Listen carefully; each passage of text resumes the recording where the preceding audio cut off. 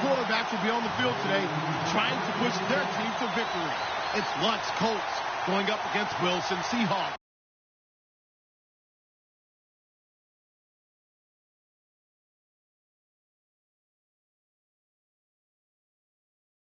And with that, we'll send you up to the Pacific Northwest and Central Link Field in Seattle, home of the 12s. As we'll welcome in our broadcast team of Brandon Godden and Charles Davis. So bad mistake there by the kickers. The ball goes out of bounds.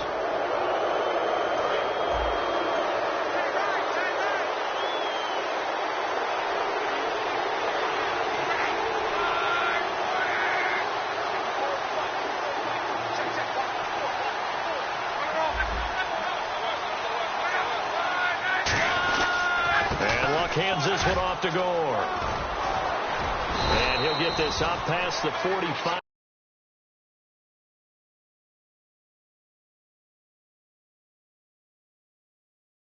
I still remember when Frank Gore came out of the University of Miami, and there were injury questions about him because of his knees.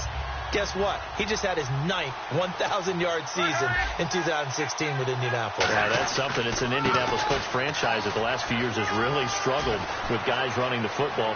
There goes Frank Gore. Touchdown, Indianapolis.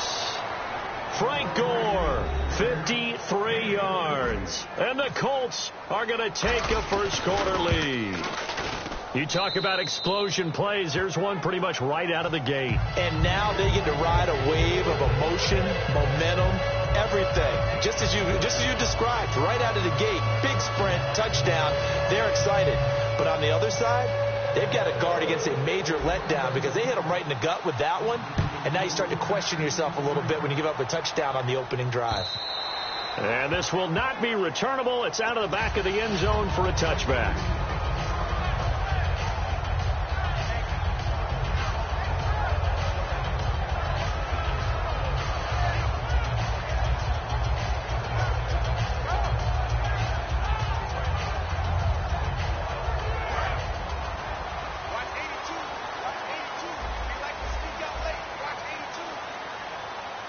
The defensive line disperses a little bit here, maybe expecting a pass. And he fires one that's intercepted. Picked off by the linebacker, DeQuell Jackson. And his guys are going to get the football at the 28-yard line.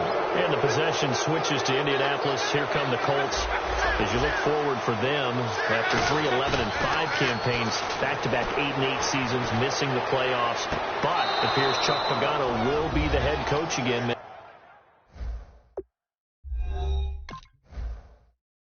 Thought he might be on the way out. He's staying. Brand new general manager in place. They'll have to work hand in hand together to keep improving the roster. But you just mentioned the back-to-back 8-8 seasons. In the AFC South, that only puts them about 1 game out of the playoffs. So if they can make any type of improvement, they have a chance to get back into the playoffs where they were for the previous 3 seasons. And this will be a touchback as that sails over the end line.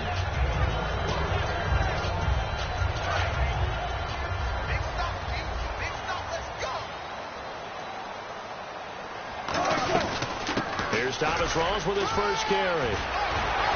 And they get him down, but not before he takes it across the 40-yard line. Earlier, partner, when discussing Russell Wilson, you said you think he's best when Seattle is running back-centric. Is Thomas Rawls the centerpiece going forward there? I think so because of what he did 2 seasons ago before he got hurt.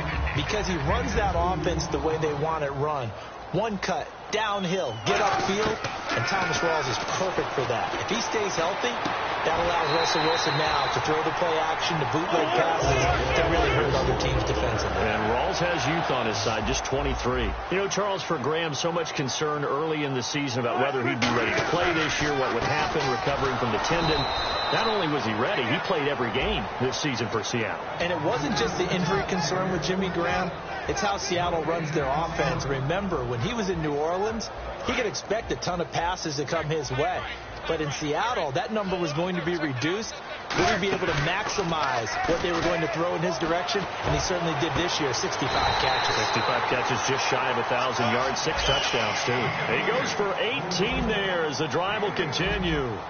Never make the mistake that the slot receivers, especially the little guys like we're watching here, are just quicker than fast. A lot of them combine quickness and speed, and they catch a lot of footballs, as we just saw there. 5 yards is the tally on first down. That brings up 2nd and 5.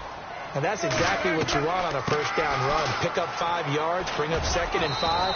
The defensive line, though, they've got to figure out a way to out-leverage the guys up front because the offensive line is winning at the point of attack. Well, I think we know by now that every run is not going to be broken and get all the way to the end zone.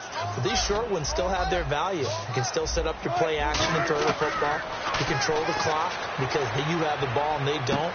And often the physicality sets the tempo for the game. He didn't get the touchdown, but he did get the first down as he's tackled at the 1. He went full scale, loose, flexible, finding a way to catch the ball in some. And he's across the chalk into the end zone. Touchdown, Seahawks. C.J. Procise taking it in. And the Seahawks have made this a one-score game.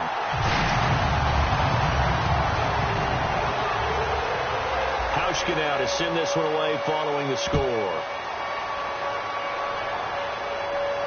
This is fielded a couple yards deep. And the decision to bring it out is going to cost him about 7 yards all told as he's taken down back shy of the 20. Here comes the Colts offense now as they make their way onto the field. They come up in an empty set. 4 wide receivers, 1 tight end. Luck now to throw.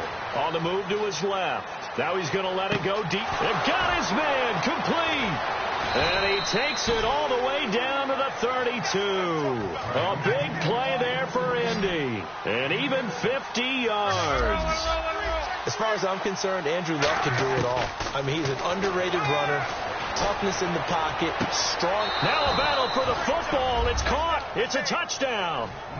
T.Y. Hilton finding a way to get the feet down. And the Colts add on to their lead. And his kick is good. Well, not content with a first quarter lead, I guess. They're going to go onside kick. And the Seahawks, looks like they've recovered. They have. So an onside kick fail in the first quarter. Not sure I completely see the logic there. It's not apparent, is it? You almost have to go deeper, I think, and maybe if we try and work along with them and speculate a little bit here, they must feel like they need to steal possessions in this game, and maybe they don't match up possession for possession with the opposite team. They got to steal it and try and gain an advantage, and they tried. They just didn't get it done. On second down, here's Wilson. And this is going to be intercepted. Picked off by the linebacker, DeQuell Jackson. And they will set up shop at their own 41-yard line. And the Colts coming out now. And they'll just simply be looking to build off the confidence of the last time out where they scored a touchdown. And confidence is powerful, isn't it? And he's going to have to eat this one as down he goes. Cliff Averill in there to drop him for a loss on the play.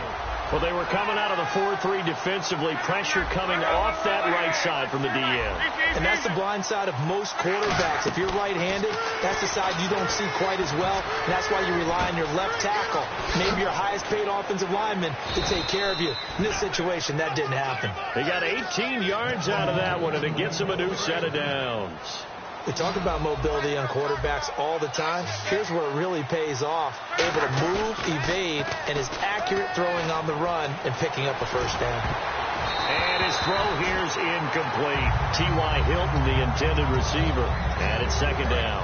And this offense sometimes is predicated on the ageless wonder, Frank Gore. And he wants to be a guy with limitless carries. Frank Gore gets better and better with each carry, really batters defenses with his inside running. He was looking for Jack Doyle that time. And it's third down.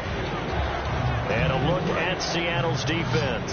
Michael Bennett is one of the best pass-rushing defensive linemen in the game. Normally plays defensive end, but when they go to those nickel packages and he works inside, look out, offensive guards. You got a problem. And he'll get into the end zone. Touchdown, Indianapolis.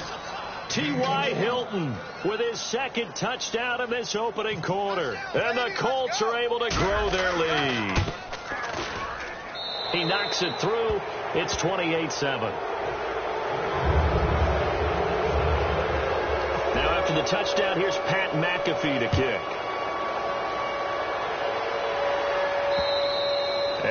not get a chance to return this one as it's through the end zone for a touchback. The Seattle now ready to march onto the field. And 2 interceptions already here in this first half. That's got to affect him a little bit, right? He's got to be thinking about it. He's got to be thinking about it, but most of the good ones, they find a way to put it aside.